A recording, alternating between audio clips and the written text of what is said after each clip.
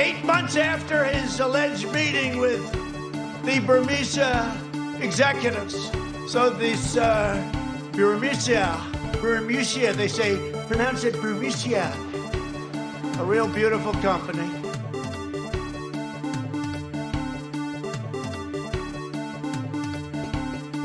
Isn't it wonderful to allow protesting? No. What do you... They don't have medicine. The only difference is we'd be much bigger. But that's what it is. It's the American dream versus a socialist hellhole.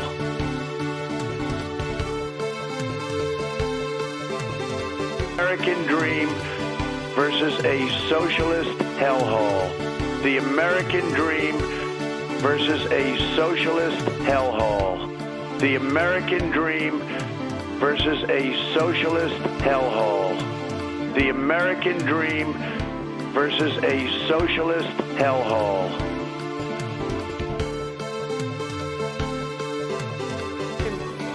So stupid, so stupid. Thank you, thank you.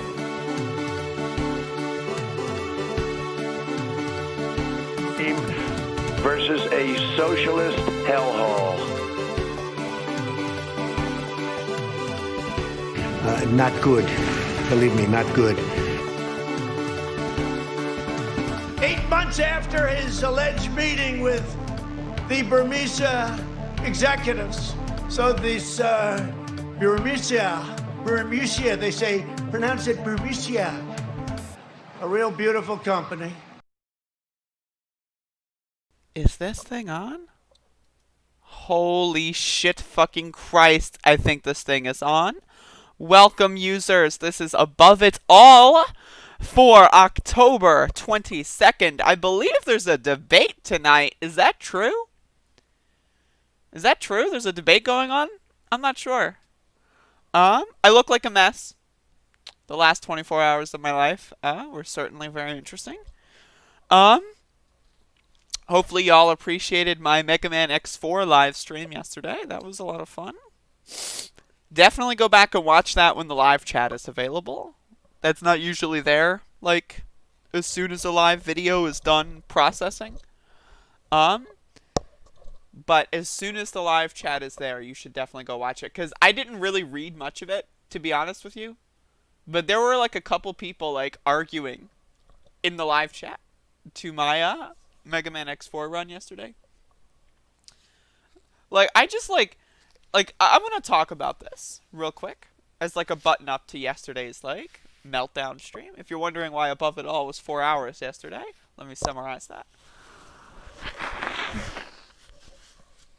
Alright, that's my summary.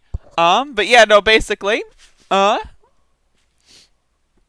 really sick of these people that have main character syndrome. And I'm gonna make, you know what, fuck it.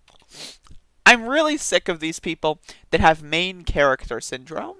And this is something I've been thinking about for a long time, like a couple months now. Now, again, don't mind me. I just woke up like 15, 20 minutes ago.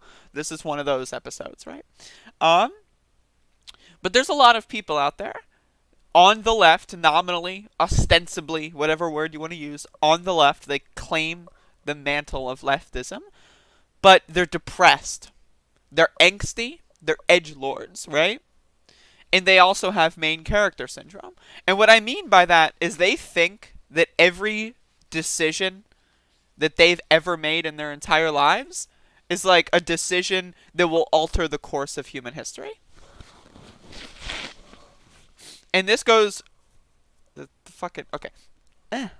This goes... I tried to blow my nose and I got toilet paper dissolving in my mouth. Anyway, this goes to the election. And so there's a lot of people out there on the left that claim to be leftists that think that this election is simultaneously somehow the most important thing in human history. It is the single most important subject of anything ever to possibly talk about. And then also the last thing that anyone should talk about simultaneously. And what I mean by this, I'm talking about the hardcore abusive, like Howie Hawkins voters. I'm talking about the Joe Jorgensen voters. I'm talking about the people that are writing in Bernie Sanders. I get it. Dude, I get it. Vote however you want. I understand. But if you're going to come to my chat room or come on my Twitter page or in my Discord and just like attack me because you think I'm somehow like compromising or whatever because I'm voting for Joe Biden in a swing state, this is my message to you. Please shut the fuck up. Just wait a few weeks, right? It'll be over, and then tell us what the most important thing in the world is after that. Because unless you've got a plan to revolt against the U.S. government in the next 13 days or 12 days, right? Let me vote. Let me vote in peace. Shut the fuck up. Thank you. That's my PSA. And that summarizes the 4-hour stream from yesterday. So, just thought I would do that as a little PSA. Again, voting, you're not the main character. This isn't a moral choice. You're not, like, deciding to, like these people that are, like, thinking that voting for Biden is, like, a moral choice. It's like, if I vote for Biden in this election, my soul will be stained with the blood of all of his victims. It's like, dude, what? What? Voting for someone does not mean that your soul is stained for the rest of your life, dude. Chill out, calm down a little bit, and let's actually have a legit discussion about something like mutual aid or something, because I'm sick of these fuckers. I'm really sick of it. And that summarizes my stream from yesterday. So that's I thought that was worth clarifying at the start of today's episode. Jesus Christ. Hello, Mr. Freak Glitcher. Hello, Bob. Hello, G Wolf. Hello, Cloud. Hello, Dev J. Hello, Skeletino. Hello, Lilith. I'm not saying hello to Dusty. Fuck Dusty.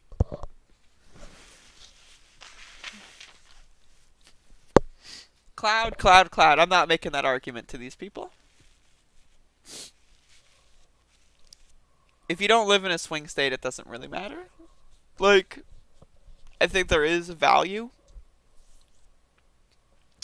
in, like, people running up the vote tally of Joe Biden against Donald Trump just as, like, a rebuke of Donald Trump. Right? I think that has value. I'm so sorry for this, by the way. But I'm not. These people are too far gone on that front.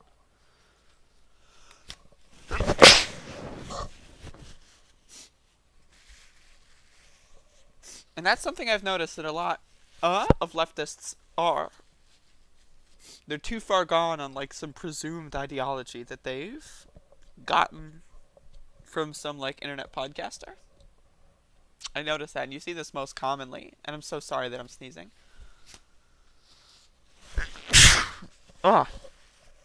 Sometimes this happens to me. My brother does not live with me anymore, so that's not happening. I'll be watching it on stream with the rest of y'all. Yeah, this is not something that's not on the left or whatever, but there's a lot of leftists that are indistinguishable from right-wing zealots in a lot of ways, and it gets annoying.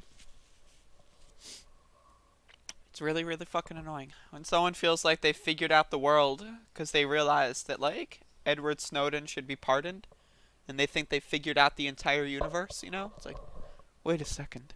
Like, imagine, like, you know, like the GIF with, like, the math symbols, you know, like, but Edward Snowden's a good guy, and then, like, you know, they think that they're, like, a moral crusader. You know, I don't know, man. It's a little ridiculous.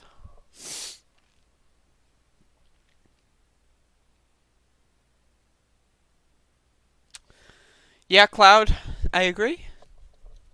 At the same time, down-ballot voting is important almost everywhere. Fair tax amendment is really important in Illinois, even though Illinois is not a swing state. Yeah, sure. I'm so sorry that I'm literally dying on stream right now, but just give me a sec.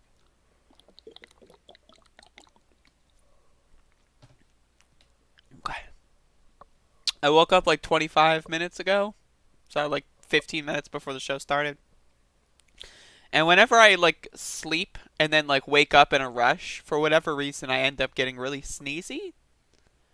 I don't know why. I don't know why. It's just whenever I get really like whenever I wake up in a rush, I just get super sneezy. So I'm sorry to bog down the first 10 minutes of this ep with my insecurities. But yeah, you may have heard a little bit of a teaser for this. But I wanted to play this clip because I think it's funny. And I also want to cut this for the intro outro because I also think it's funny. So, here's Donald Trump talking about what his plan for the debate is. The debate's tonight. As I'm making this video, the debate is tonight. Though this clip is 2 days old, but the debate is tonight. So, this is what Donald Trump, he is setting the stage.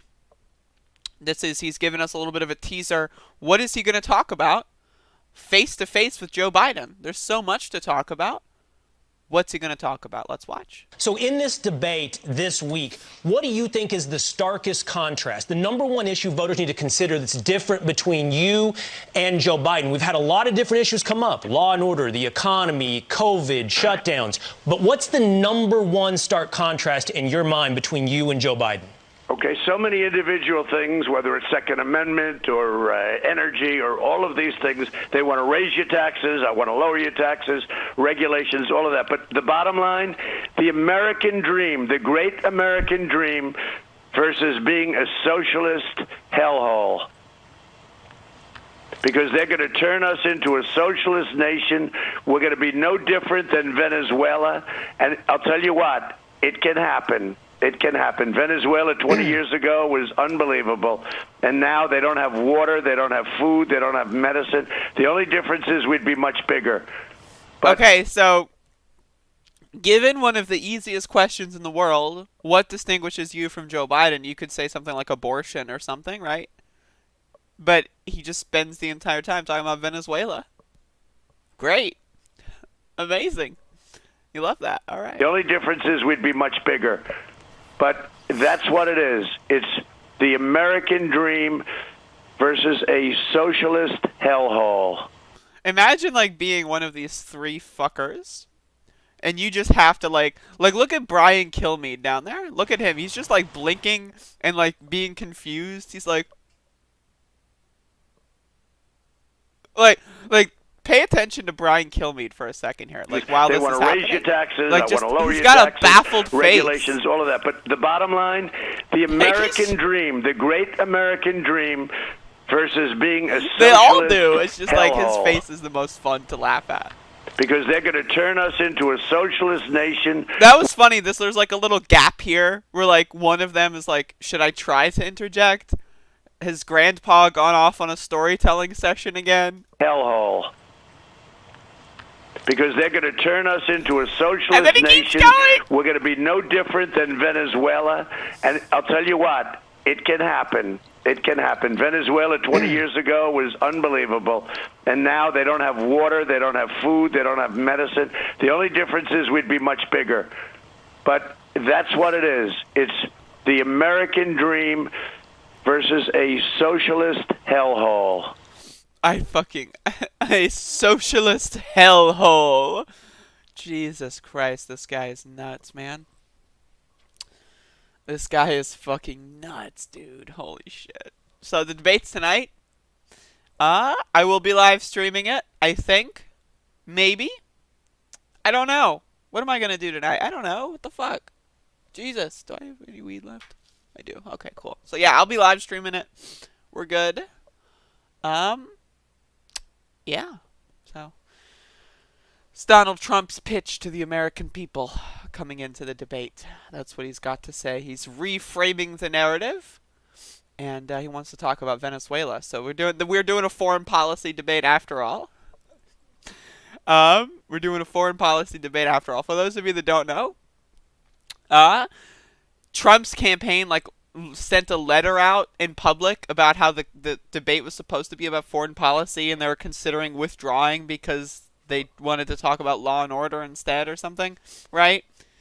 And that's what Donald Trump is doing. He's going to talk about foreign policy. Just going to bring up Venezuela for some reason. Why not Bolivia? That's like at least topical. Come on, man. Read the news. Read the news. Anyway. Hello, Skeptical Mantis.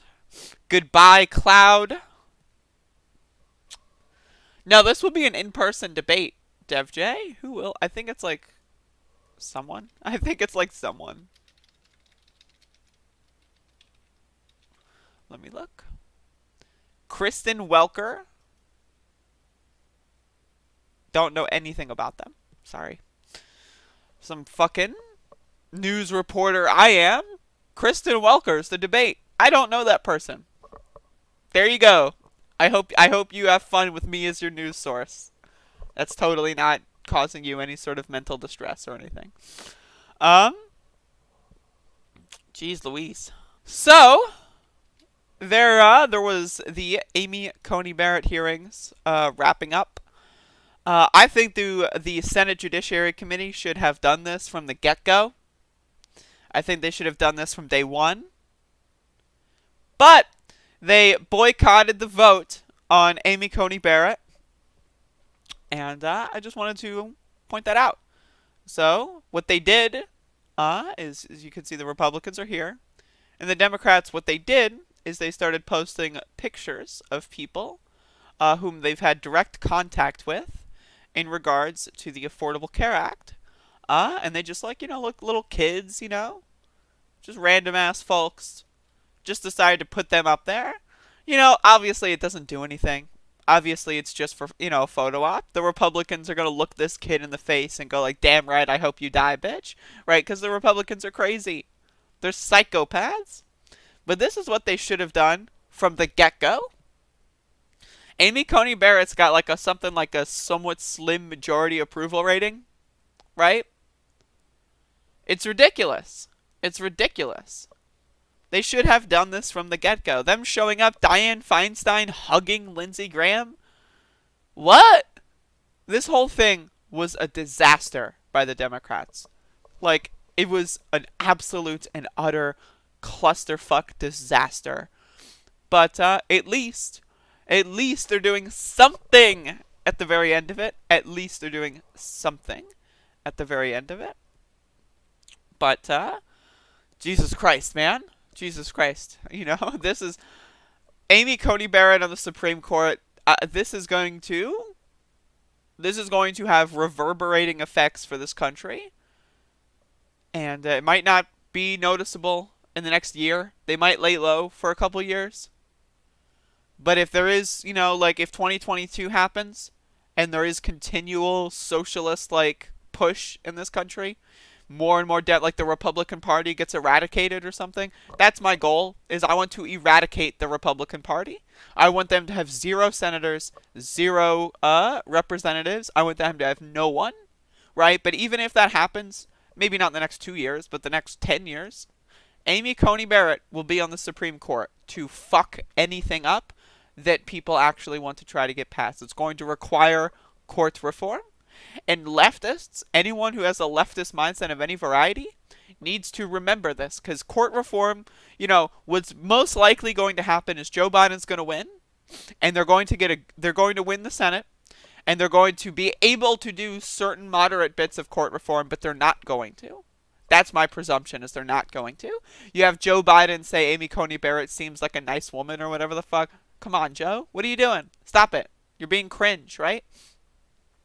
But we need to remember that the Supreme Court is, and especially if the Supreme Court ends up deciding this election, then I think, we can maybe get some other tools of the trade that may or may not be valuable. But the Supreme Court needs to be reformed. It needs to be abolished. It needs to just be changed incredibly. And this is something we cannot forget.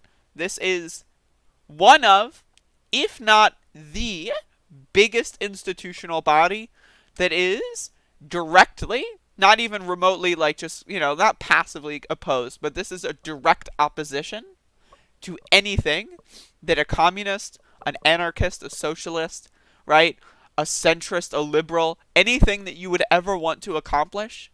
Amy Coney Barrett is the direct antithesis. This makes Brett Kavanaugh the voice of reason on the Supreme Court. Brett Kavanaugh? Remember that guy? I like a few beers, Senator. Do you like beers? I like beers. That guy is now the voice of reason on the Supreme Court because of Amy Coney Barrett. So you need to remember that. This is a huge problem, and it's going to be with us for a long, long, long, long time. And that it just needs to be understood. Needs to be understood. Like, Republicans are legit just psychopaths. That's what they are. Like, they take pride in hurting other people. And I don't understand it.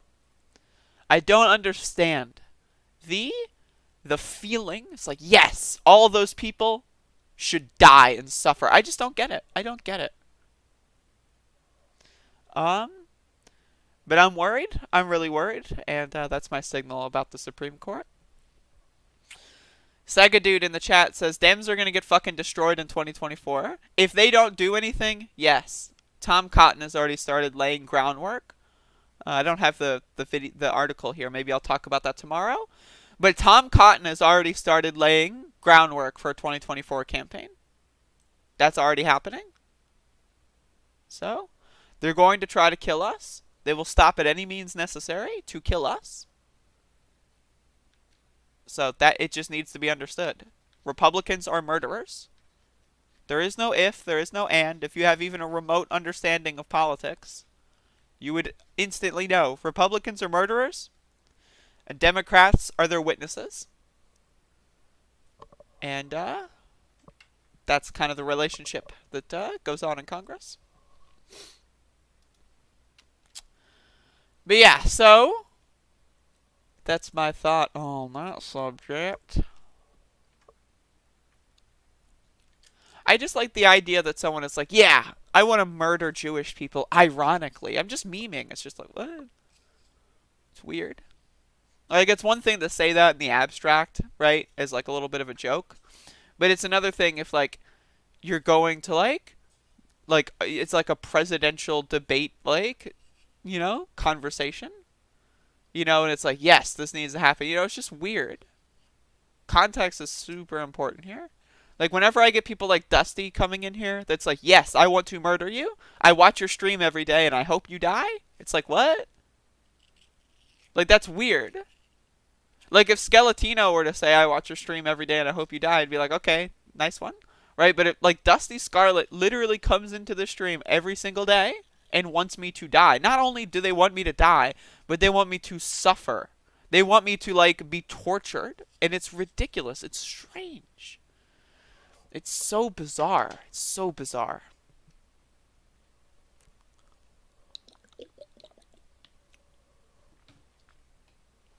It's weird. Dusty, you literally are advocating for my death. Tom Cotton, like, saying that you want Tom Cotton to be president is advocating for my death. Like, I'm sorry, bud. You're delusional. It's weird. It's weird to watch a stream every day and constantly wish death on the streamer. It's strange. It's super strange. I suggest maybe therapy, Dusty Scarlet.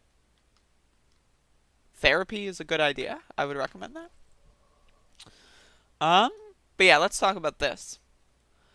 So, this is a story from a couple days ago. Minneapolis Police Department Chief of Staff Art Knight demoted. I wonder why, if you look at this picture. I wonder why. If you could think of any reason, looking at the picture of this man, as to why they would be demoted in the Minneapolis Police Department, just think of a reason. Alright, so these little, like, widget things on the left are really fucking with me right now. Can I? Hold up. I'm trying to, like. Is this possible? No, this website is just awful. Alright, so this is a radio website. a local station, whatever. This is where I'm getting the news from, okay? You gotta go local sometimes. Sometimes you gotta go too local, but let's watch. Let's read. One sentence in a Star Tribune article has led to the demotion of 28-year-old Minneapolis Police Department veteran. By the way, 28 years old and a veteran? What? I don't know. That's weird. That's definitely very interesting. Deputy Chief of Staff Art Knight. In an exclusive interview with KMOJ, Knight said Police Chief Medaria Arredondo demoted him to lieutenant with no assignment for his statement Monday, which appeared in the Sunday, October 18th edition of the Star Tribune newspaper. Now, by the way, for those of you that didn't pay attention too much to what was going on, 28-year veteran, right? I'm so sorry, Mr. Freaklicha. Thank you for that in real-time correction. I haven't had coffee today. This is day 2 without coffee, so thank you for that. I'm trying my best. I'm sorry, I feel embarrassed now. No. But yeah, like, if you don't remember, Star Tribune, a lot of the people on the Star Tribune are very heavily intertwined with the police unions in the Twin Cities in this area. So that's something that, if you watched a lot of the civil unrest in late May, early June, that was a huge factor. You saw, like, the police chief, like the union spokespeople all speaking through the Star Tribune. The Star Tribune is kind of like the New York Post of this area. But yeah, so the former chief of staff's statement referenced the way the agency recruits, trains, and promotes ethnic minorities and women on the force. Knight told the paper, if you keep employing the same tactics, you're just going to get the same old white boys? Is that offensive? Like, that's like a statement of facts. That's a literal statement of fact. Police officers should reflect the communities they protect and serve, he said today. Historically, the MPD has not been very diverse, and the departure of nearly 200 officers is a chance to improve diversity in its ranks, he said. Now, keep in mind, the City Council of Minneapolis voted unanimously, I believe, to eradicate the police department, but there was a lawsuit done that said, no, you can't do that, sorry, buddy. So, very interesting, right? The City Council wants to get rid of them.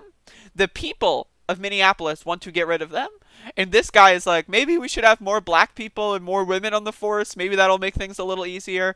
And then the leader of the police, like, fucking whatever, right, whoever's in charge, is like, no, how dare you? It's like, what are you okay? What? Knight said he was demoted because people were offended by his comments. What?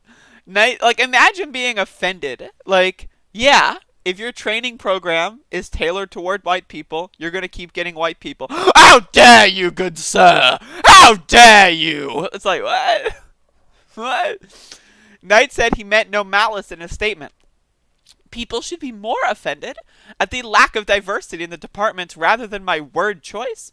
Calling the demotion disappointing and frustrating, Knight said it's a shame that one sentence could hijack the narrative. Ooh, that's a word that right-wingers love. The narrative. Over the next few days, Knight said he would take some time off, evaluate his position, and decide on his next steps. Reminder, the people out there that want you to think that there's good cops, this is as close as it gets. This is a good cop.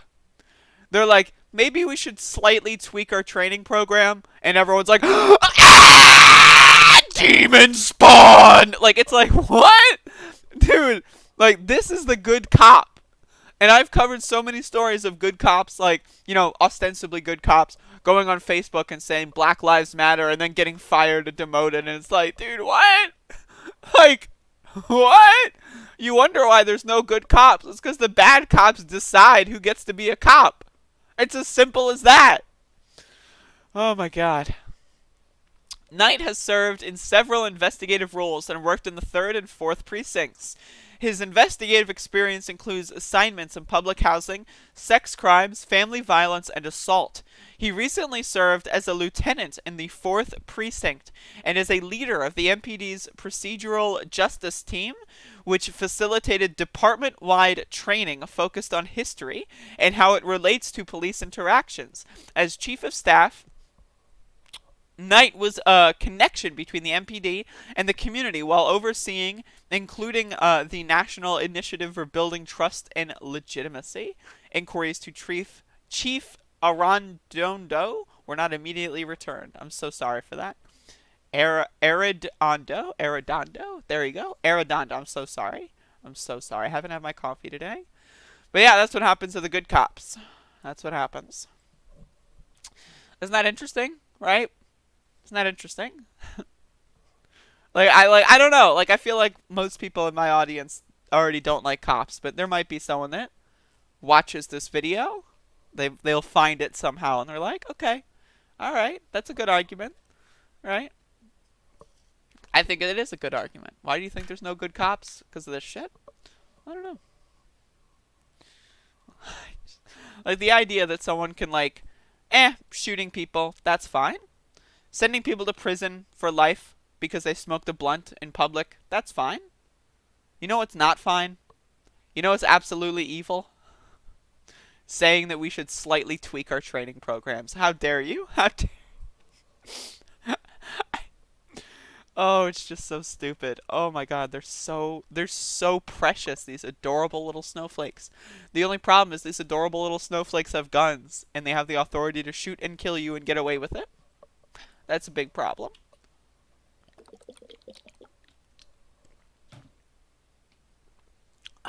Jesus. I'm having a rough time this morning. I'm so sorry, to be honest with you. I don't know why. I'm just having a little bit of a rough time.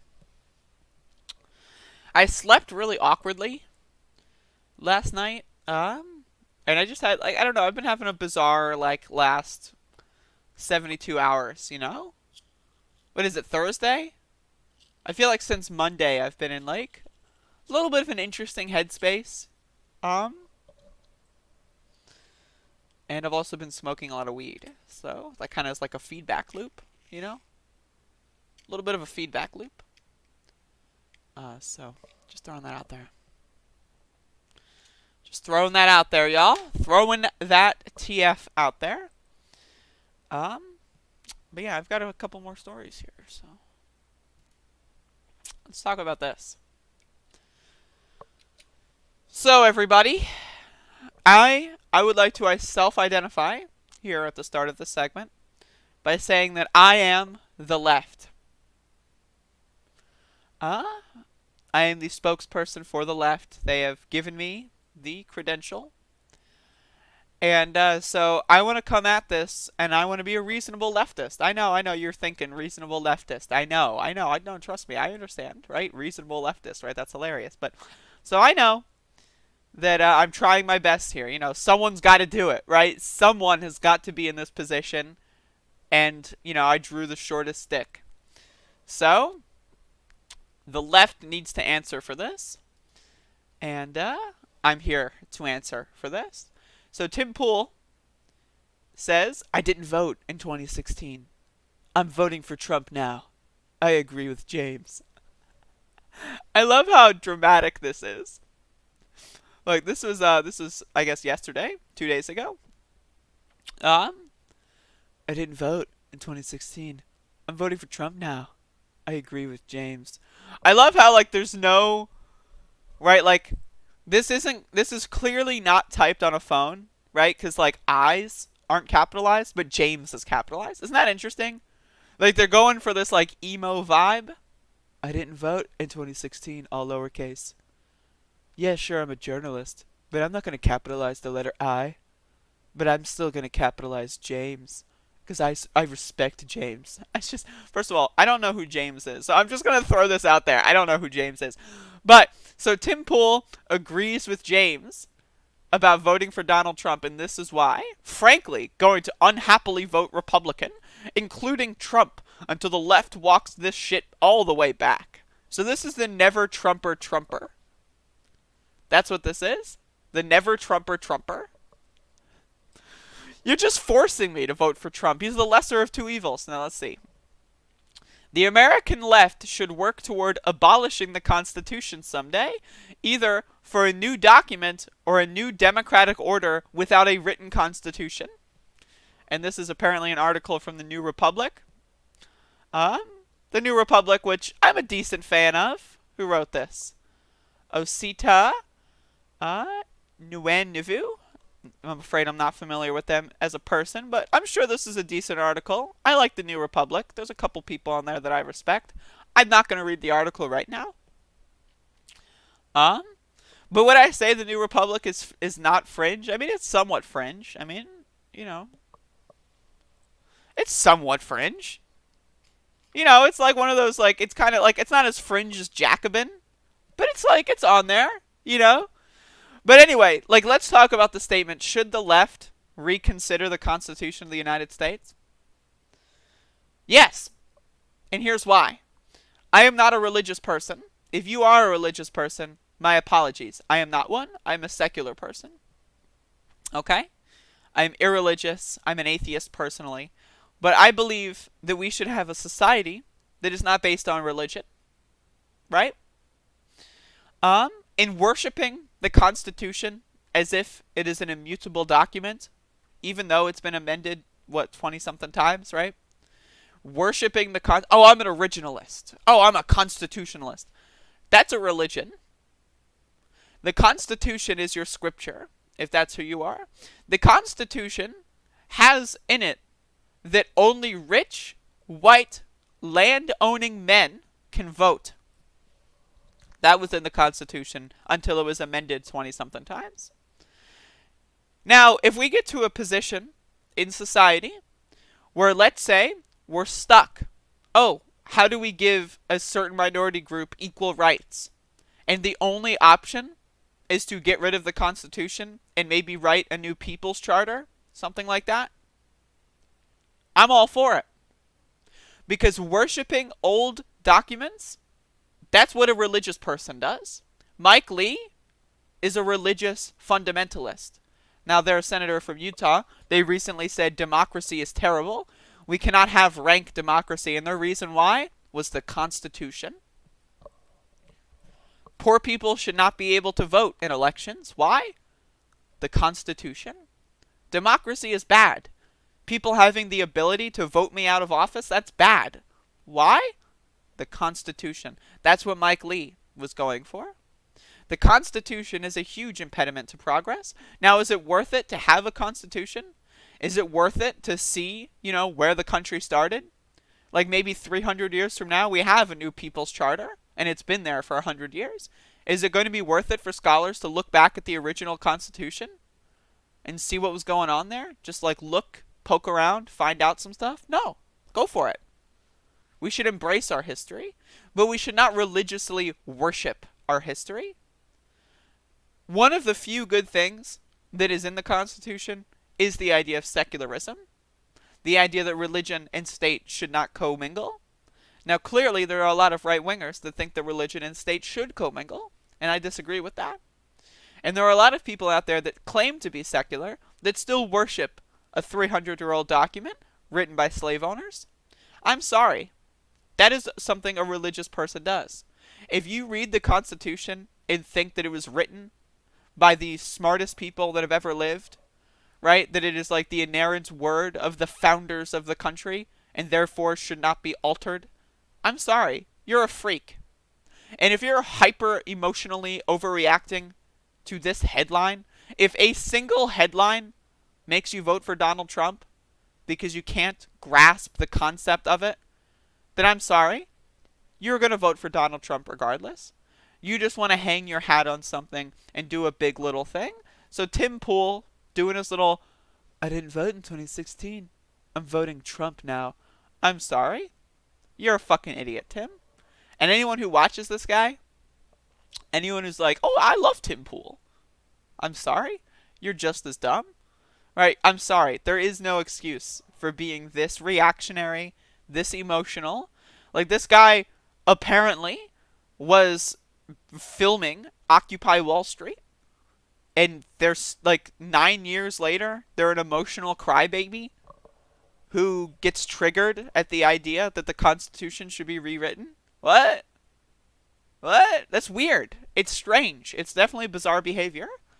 And so throwing that out there. If you're wondering why Tim Pool Apparently people still claim that he's a leftist or a center leftist. No, come on, man. Follow the money. This guy's got Koch brother experiment written all over it. And it's a disaster. Let me tell you, it's a disaster. Not good. Believe me, not good. Whew.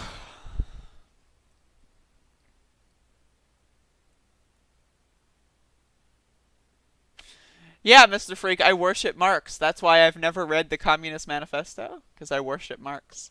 Remember when Primitive Archer got triggered as hell? The idea that I would not read a random book.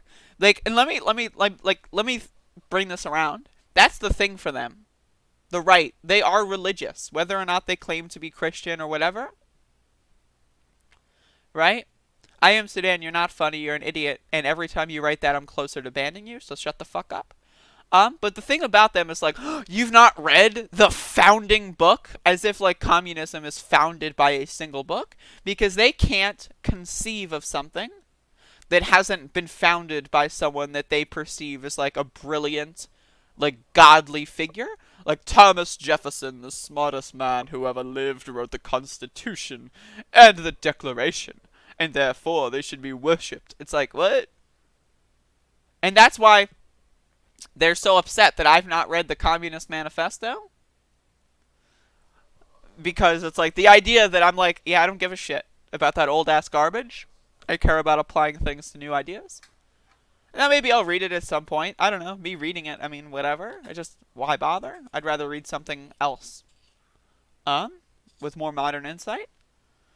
But that's the idea. That's why Primitive Archer was so shocked that I never read the Communist Manifesto and call myself a communist, because everything that they've ever done originates, and this is a right-wing trope, it's an appeal to authority.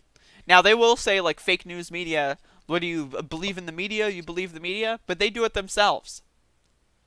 They uncritically parrot media sources without reading past the headline. Like, remember this Kyle Rittenhouse thing? Where these motherfuckers were like, Kyle Rittenhouse, all charges dropped.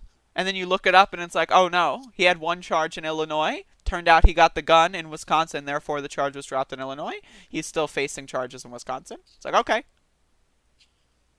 Alright, thank you for linking that article to me. I appreciate that. You're highly intelligent.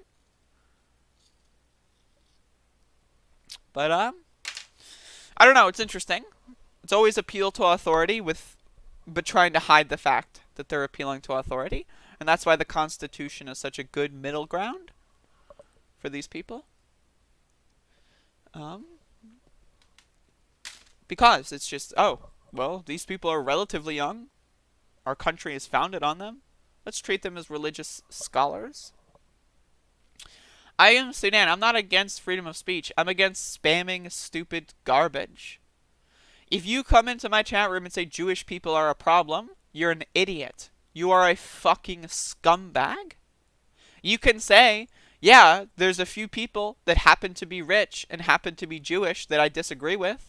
Does that mean that a poor Jewish person in fucking, like, I don't know, anywhere in the world should have to suffer because of your stupid racist garbage? No. I disagree with one black person, therefore all the black people must be rounded up. It's like, what? I disagree with one gay person, therefore destroy all of their lives. It's like, what? It's weird, and you need to get over it. And you claim to be leftier than I am? You're a racist piece of shit, and you claim to be leftier than me?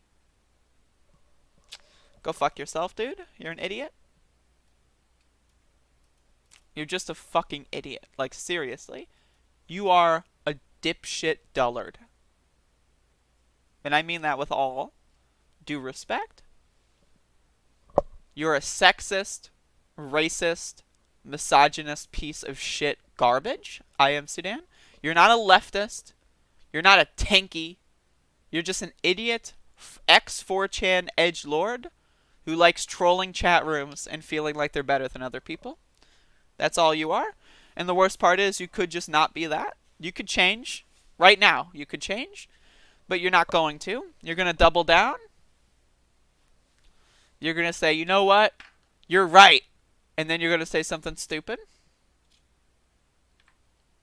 Do I have a Steam account? Of course I have a Steam account, Bodan. I thought more about the Doom Eternal thing. I think I might do it. Ask me again tomorrow or something. I might do it. Because, why not, right? Why not, right? Seriously, why not? If the game is paid for, why not? That's kind of my thought process right now, but wait until tomorrow. Wait until tomorrow because again, I'm in a little bit of a weird zone over the past couple days. I did read your email, yes. Wait till tomorrow and I'll give you a final answer.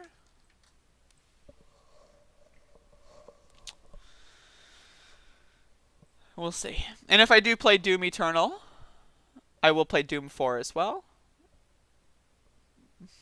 Mr. Cool Eyes, stop. You can't do that to me. First of all, I didn't even know you were watching. You can't pop in and just do that. You can't do that, dude. You legit cannot and should not be allowed. I'm going to censor your freedom of speech. Speaking of censorship, let's talk about this. So, Purdue Pharma, the manufacturer of oxycodone, is pleading guilty in a federal criminal charge to pay $8 billion and dissolve a lot of its assets. Now, there's a debate here on whether or not this would lead to nationalizing the manufacturer of oxycodone, which I agree with. I think all drugs should be manufactured by the government and should be open, transparent, publicly accountable. All their ledgers should be available for anyone to read. All ingredients should be listed. There should be no such thing as patents for medicine. Do you know how generic drugs are manufactured? Real quick before I read this article. You want to know what a generic drug is? When you walk into CVS and you're like, should I get the name brand or should I get the generic? They're not the same thing, you know? You know what a generic drug is. Because of a patent, right? The ingredient list for the name brand drug, let's say Mucinex or whatever, right? The ingredients list for that is secret. So what generic people do is they buy it from a store and they reverse engineer the drug and have their best guess at how it was manufactured based on a chemical analysis. And they'll try over and over and over again until they get as close as they can. And they will use cheap ingredients in the process. That is how generic drugs are manufactured. They're manufactured by people looking at something and guessing. Why? Why are drugs like that? Why not just be able to go into a pharmacy and say, you know, I've got the sniffles, I'm having an allergic reaction to the dust in the air? And then someone just gives you whatever, and you take it, and you're good? Why have to choose between, this one's cheaper, but it might not be as effective because, they reverse engineered it. This one's more expensive, but it is, what is that? What is that decision that we have to make? It's bizarre. There were also cases in 2018 of generics sourcing ingredients from certain chemical production plants in China that leaked jet fuel into the active ingredients list. And so if you were taking certain generic medications over the last couple years, I think there was heart pills or something, I think. Though don't quote me on that. If you were taking a generic heart medication or something, whatever it was, you might have been ingesting jet fuel. Because all about capitalism, baby. All about capitalism. So let's read this article. Purdue Pharma, the maker of OxyContin, I don't know how to pronounce it. I've heard people say Oxycontin, cotton. I don't know, cotton, C-O-T-T-O-N, what? Oxycontin, I don't know. Has agreed to plead guilty to 3 federal criminal charges for its role in creating the nation's opioid crisis, and will pay more than $8 billion and close down the company. $8 billion for all the lives lost? For all the lives lost? $8 billion? Interesting. Really interesting. The money will go into opioid treatment and abatement programs. The privately held company has agreed to pay a $3.5 billion fine, as well as forfeit an additional $2 billion in past profits, in addition to the $2.8 billion it agreed to pay in civil liability. Purdue Pharma actively thwarted the United States' efforts to ensure compliance and prevent diversion, said Drug Enforcement Administration Assistant Administrator. Jesus, what a title. Drug Enforcement Administration Assistant Administrator? Imagine like that's on your desk, right? Like you got that little golden thing with like the indented letters like sitting on your desk. Yes, I am the Drug Enforcement Administration Assistant Administrator. I am assisting in the administration of the Drug Enforcement Administration. Like, what the fuck? Tim McDermott. The devastating ripple effect of Purdue's actions left lives lost and others addicted. The company doesn't have $8 billion in cash available to pay the fines, so Purdue will be dissolved as part of the settlement, and its assets will be used to create a new public benefit company controlled by a trust or similar entity designed for the benefit of the American public. The Justice Department said it will function entirely in public interest rather than to maximize profits. Its future earnings will go to paying the fines and penalties, which in turn will be used to combat the opioid crisis.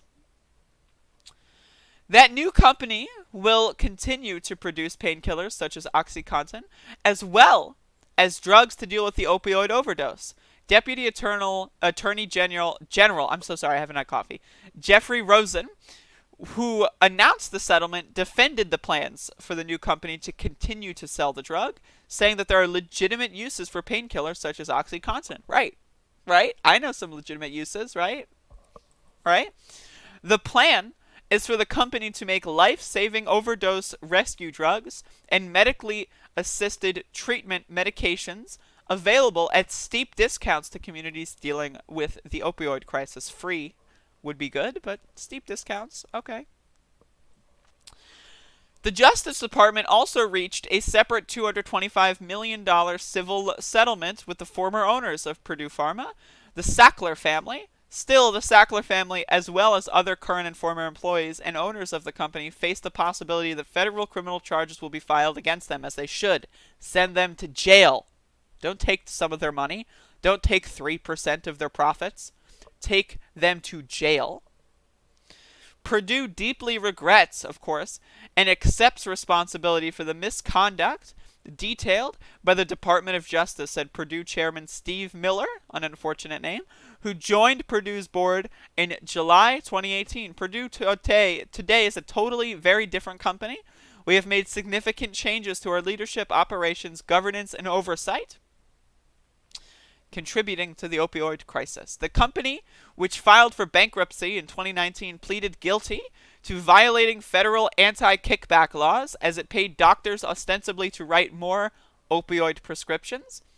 Abuse of the prescription painkillers is a major cause of the nation's opioid crisis. According to the Centers for Disease Control, 450,000 people died in the United States in the 10 years starting in 1999 from overdoses involving any opioid, including prescription and illicit opioids, and about a third of those deaths in 2018 involved prescription opioids. And now, just to get some balance, let's see what Republicans have to say.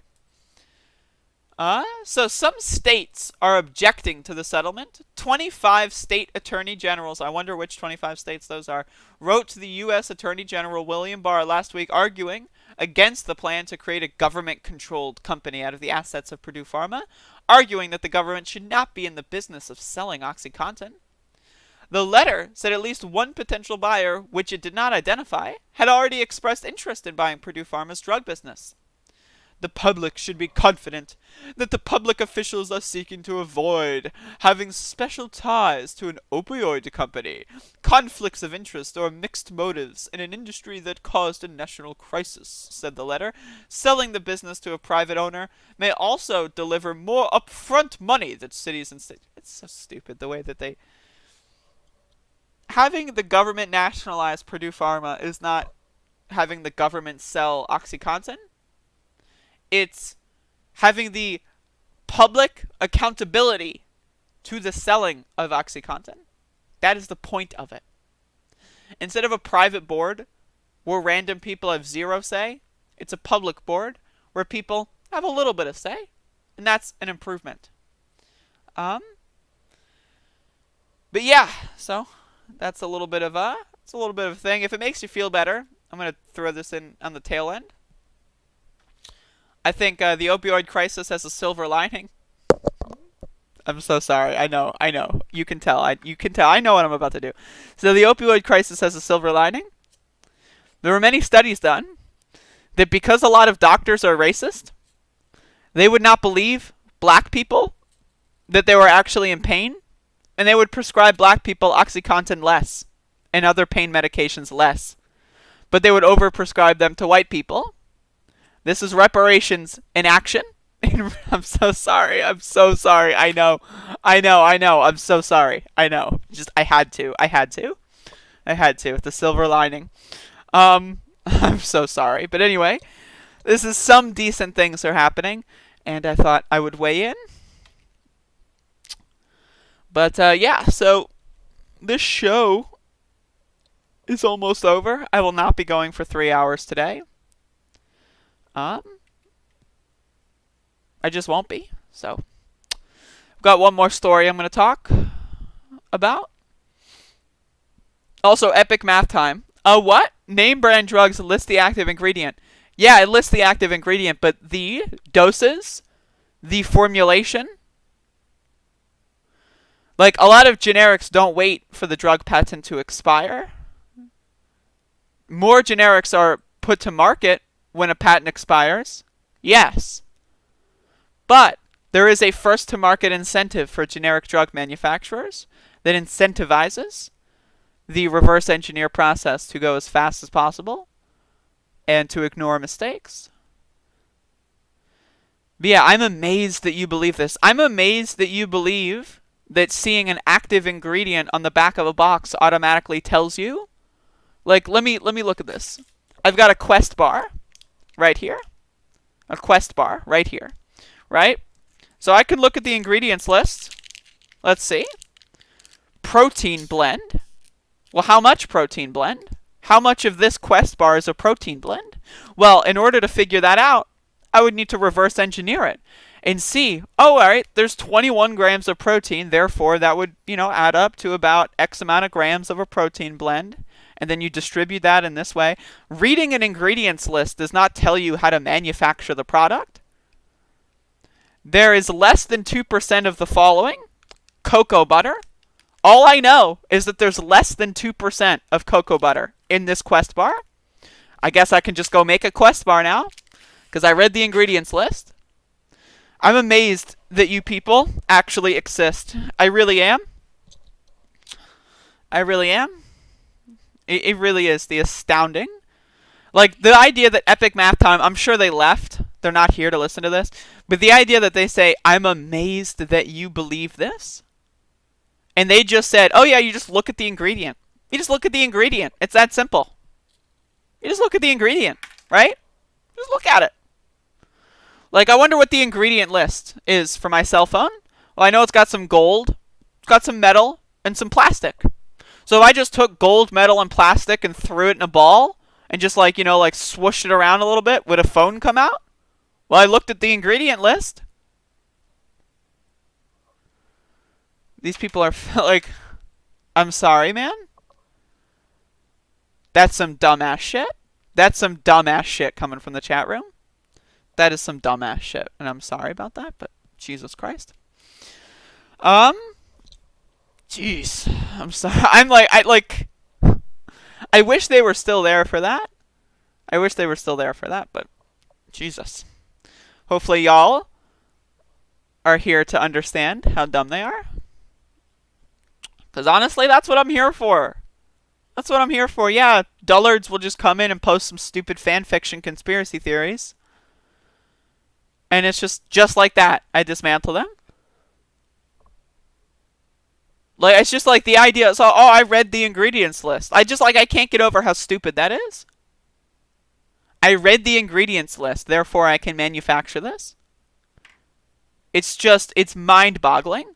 It's mind-boggling how dumb a human being can be to write that. They just read the ingredient list. It says it on the back of the box. Anyone can make a Quest bar. They got the ingredients on the back of the wrapper. Just take all that shit, throw it in a bowl, and you got a Quest bar all of a sudden. There's totally not like, you know, a specific formula.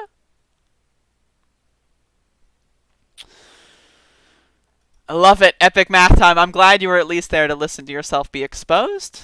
I know you're not going to change your opinion now. People never, like, people on the right, they never do that. They will never admit defeat in real time. But I hope that next time the subject comes up, you don't embarrass yourself publicly. I really do. I really do hope so. I just read the ingredients on the back of the box. Here I got some ingredients list on a drug right here. All right. Drug facts. Active ingredient. Okay. Got 5 milligrams of an active ingredient. But what else is in here? Doesn't say. Says that there's some inactive ingredients, but doesn't say how much.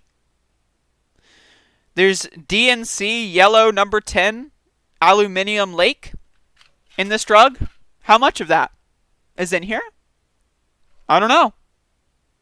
All I know is one of the ideas of inactive ingredients is that they're there to tampen down and to limit the effects and the distribution of active ingredients so that things aren't all metabolized at once. But I can just read the inactive ingredients and I automatically know. I automatically know. There's gelatin in here. How much gelatin? I don't know. But I read the back of the box. Carnauba wax. Carnauba wax is in here. How much carnauba wax? I don't know. Fucking idiot. I'm sorry, but you coming back and giving your little second follow-up just buried yourself deeper. Just buried yourself fucking way deeper, you dumb piece of shit, dullard.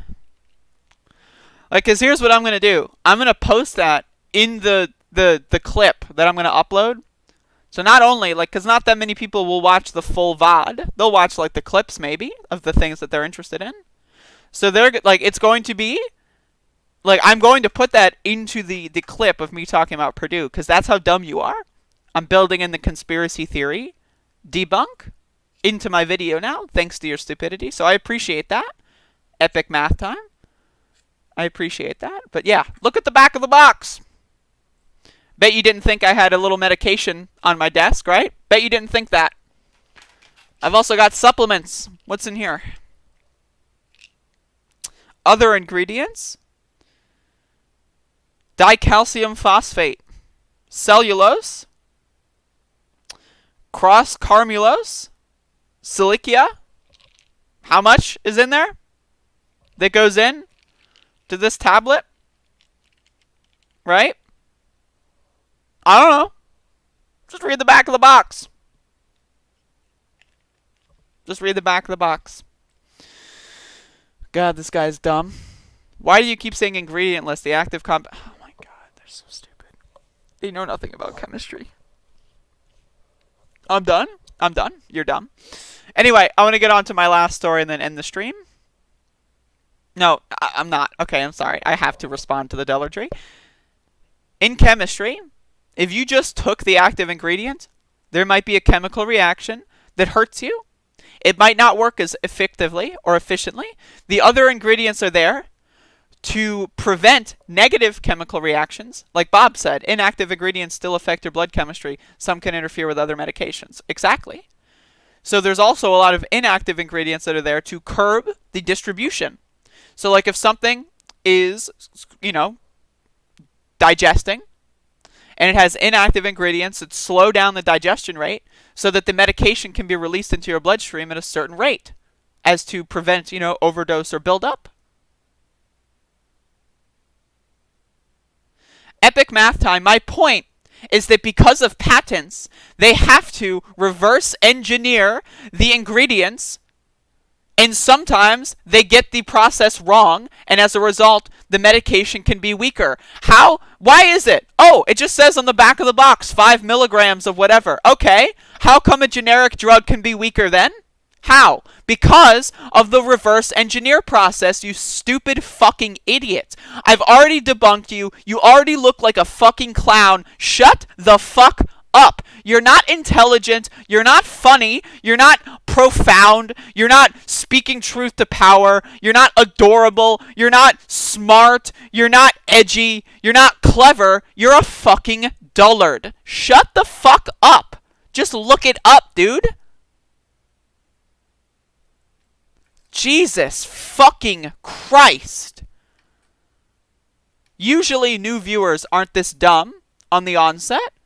This is an incredible display of stupidity. I know nothing about chemistry, but I'm going to tell you how chemistry works to defend corporate structures of the United States. Like, what? What? Why are you defending the corporate structure of drug patents? Like, think about that. What are you doing? Are you being paid by Purdue or some other pharmaceutical company to go out there and defend them in YouTube streams with 15 viewers? That's your, like, what? It's embarrassing.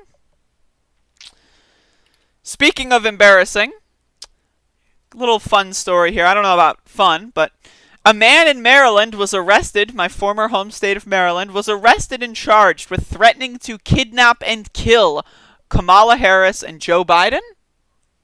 Isn't that interesting? I love this picture, by the way. So let's read. This is coming out of the New York Times. A man in Maryland has been arrested on charges that he threatened to kidnap and kill Joseph R. Biden Jr., the also known as Joseph Robinette Biden II, the Democratic presidential nominee, and his running mate, Senator Kamala Harris. Law enforcement officials said on Wednesday.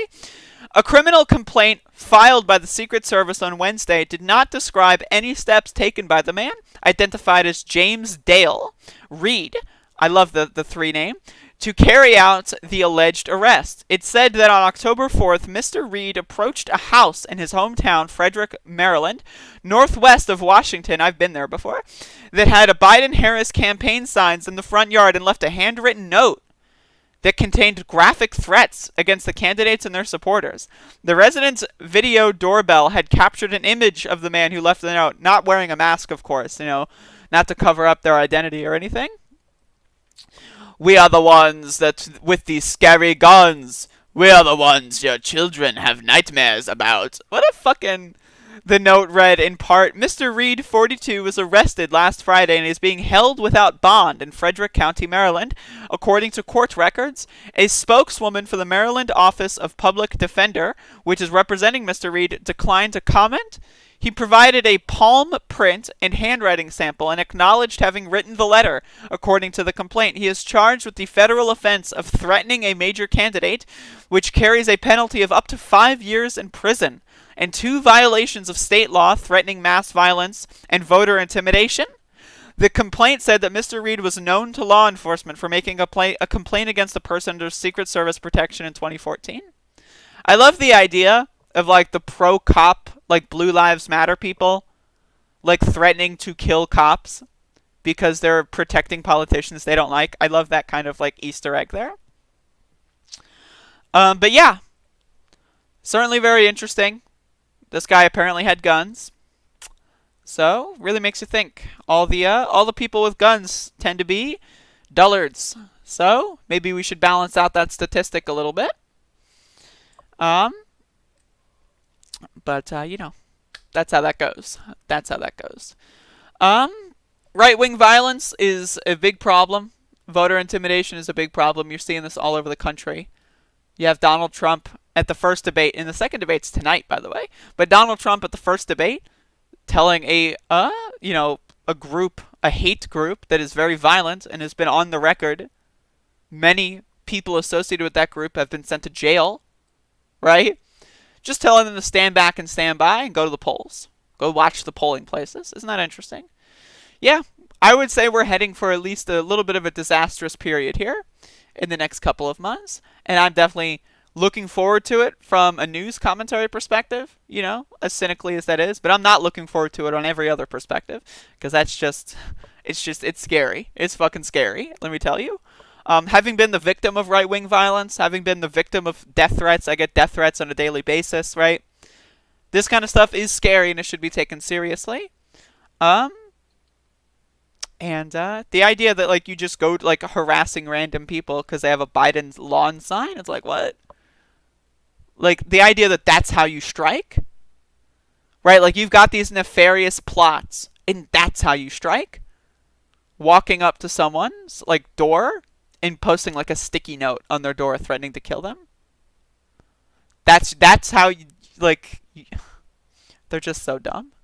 That's the silver lining of this, is that they're just fucking dumb as hell. Like, they're all just stupid fuckers. But some of them aren't, and that's why it's scary. So, be careful. If you go outside, be careful, please. For the love of God. But yeah, that's my show for today. The thing with generic drugs. Jesus Christ, what's so hard to understand about this? When the patent runs out, right? Are you then going to spend all that time figuring out the drug? No. When the patent runs out, there is a first to market incentive in a capitalist system. They reverse engineer these pills and then, as soon as possibly, release them to the public. So when the patent expires, they want to have them ready to be sent to the printing press. I don't know why this is so difficult for you people to understand. It's not that difficult to understand. It really is not. If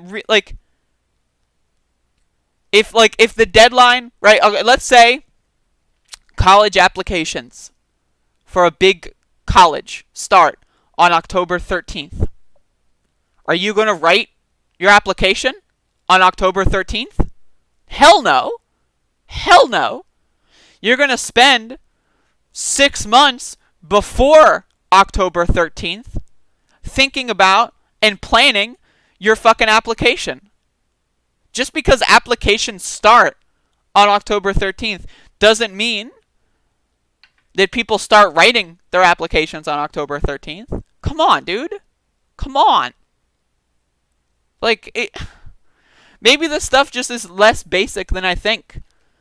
Maybe I'm just in a little bit of a bubble where I think, like, I don't need to explain these basic systems of capitalism.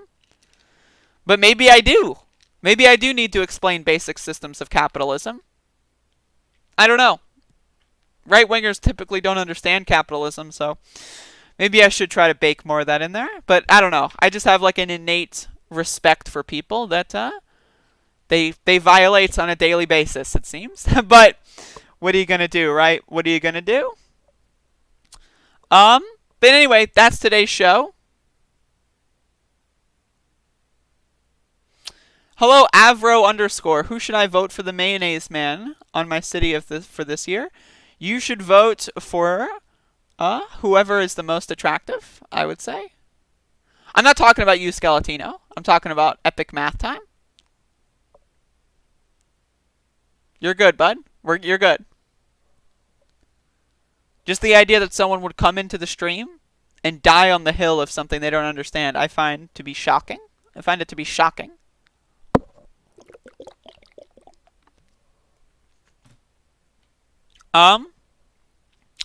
But yeah, so thank you for watching today's episode of Above It All. We'll see. Tonight's the debate. And you can bet your sweet bippy I will be there. So thank you for watching. Y'all have a great one. I'll see you again very, very soon.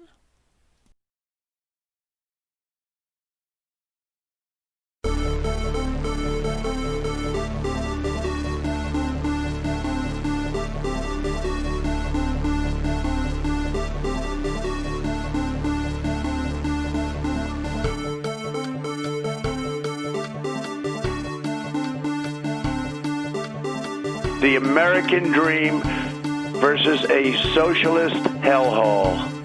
The American dream versus a socialist hellhole. The American dream versus a socialist hellhole.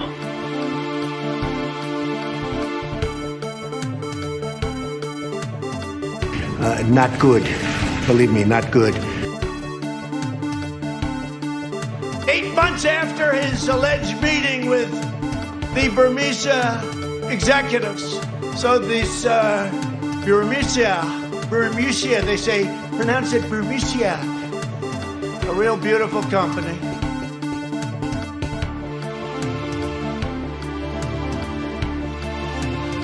You know, the truth of the matter is that when you look at some of my policies, in a lot of ways, Richard Nixon was more liberal than I was. You know, the truth of the matter is that when you look at some of my policies, in a lot of ways, Richard Nixon was more liberal than I was. Isn't it wonderful to allow protesting now?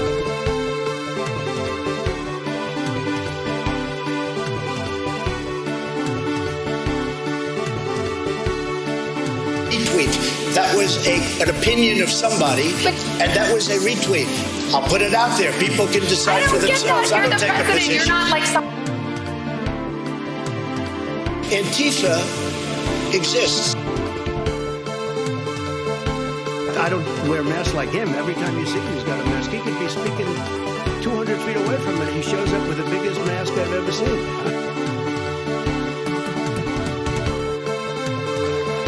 Dumb people, liberal people.